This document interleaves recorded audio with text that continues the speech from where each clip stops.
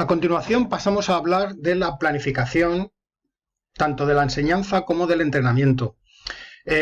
Digamos que tenemos que prever las acciones en un orden lógico, definiendo muy bien una serie de objetivos que queremos conseguir y utilizando unos medios que sean lo más adecuados posibles. Aquí entrarían en valor elementos como la dinámica de los esfuerzos, las cualidades físicas necesarias, las características de las cargas, la ordenación del trabajo en un periodo de tiempo.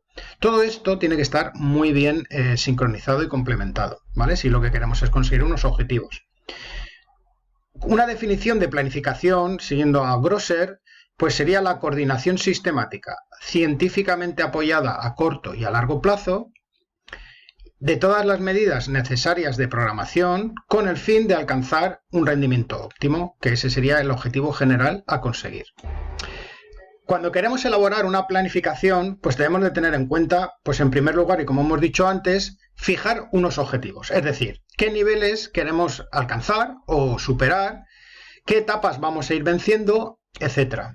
A partir de esos objetivos elaboraremos una serie de contenidos y en base a esos contenidos estableceremos situaciones pedagógicas o una serie de tareas que faciliten la consecución de un objetivo de tal manera que vayamos pasando de un escalón al siguiente.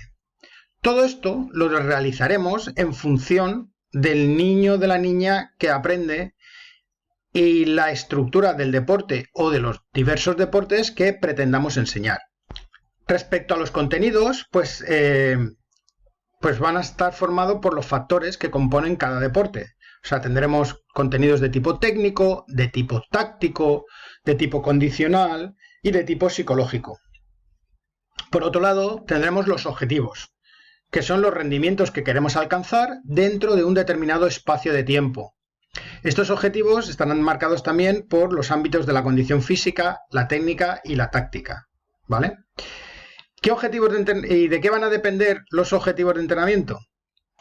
Pues van a depender de la estructura y requisitos del deporte. Es decir, debemos de hacer un análisis exhaustivo del deporte que queremos enseñar. También van a depender de las características de las capacidades decisivas para el rendimiento. O sea, nos tenemos que centrar en esas capacidades y cuáles son sus características. También va a depender del desarrollo motriz. Y eso estará en función de la edad, de la constitución física de cada uno de nuestros deportistas, del sexo, etc.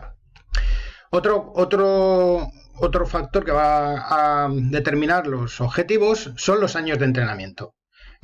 A mayor número de años de entrenamiento, pues evidentemente la experiencia motora de nuestros deportistas será mayor y podemos plantearnos distintos objetivos.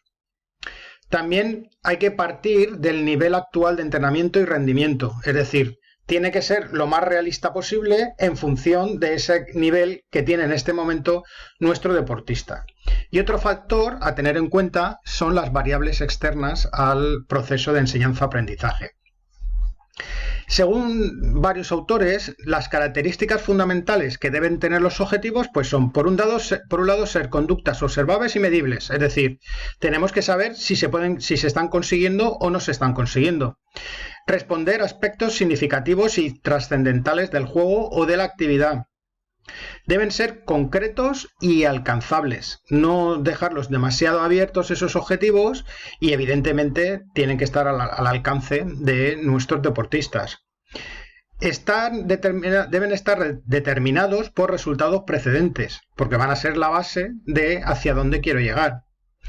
Y deben estar secuenciados y ordenados, es decir, deben seguir una progresión lógica uno detrás de otro.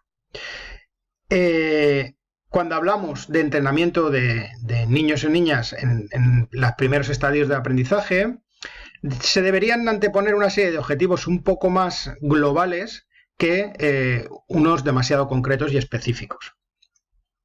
¿Y cómo estableceríamos esos objetivos generales dentro de la iniciación deportiva?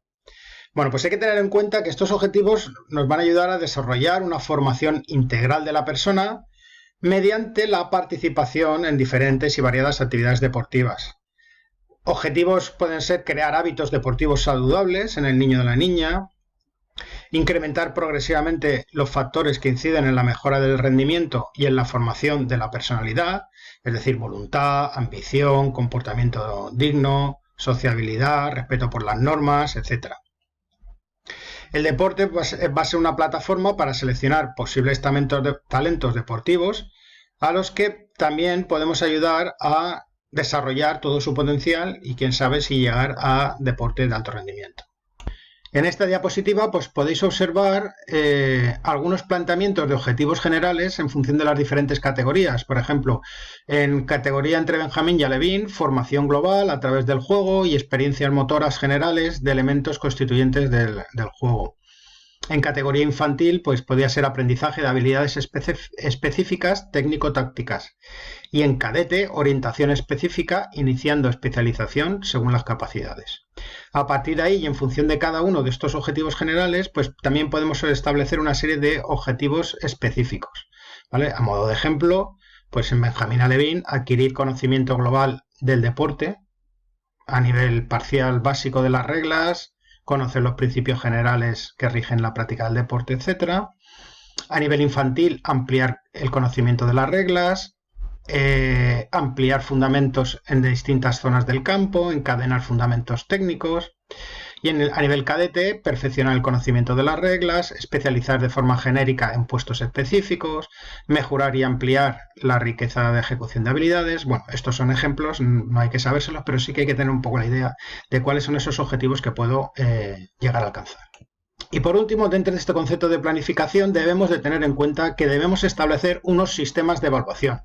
¿Por qué? Porque hay que medir, hay que controlar, sobre todo después de cada uno de los ciclos en que hayamos dividido el proceso de enseñanza-aprendizaje del entrenamiento, para ver si vamos cambiando esos objetivos o esos valores o esas metas que queremos alcanzar en cada uno de esos ciclos establecidos. La evaluación va a consistir principalmente en diagnosticar qué dificultades están apareciendo a nivel de aprendizaje y también la de indicar los resultados obtenidos al final de ese aprendizaje. Podemos controlar el rendimiento fundamentalmente mediante dos sistemas. Uno un poco más subjetivo, que sería la observación, aunque en iniciación deportiva esa observación suele ser uno de los elementos más utilizados, por lo cual esa observación tiene una gran importancia. Evidentemente no vamos a poder tener unos resultados medibles porque depende de la persona que observa. Y por otro lado tenemos los test.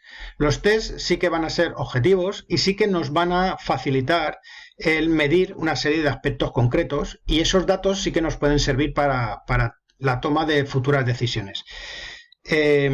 Si queremos comparar, debemos controlar los mismos factores empleando métodos idénticos, es decir, siempre utilizaré los mismos tests para medir las mismas cosas para poder saber si nuestro deportista está evolucionando o no.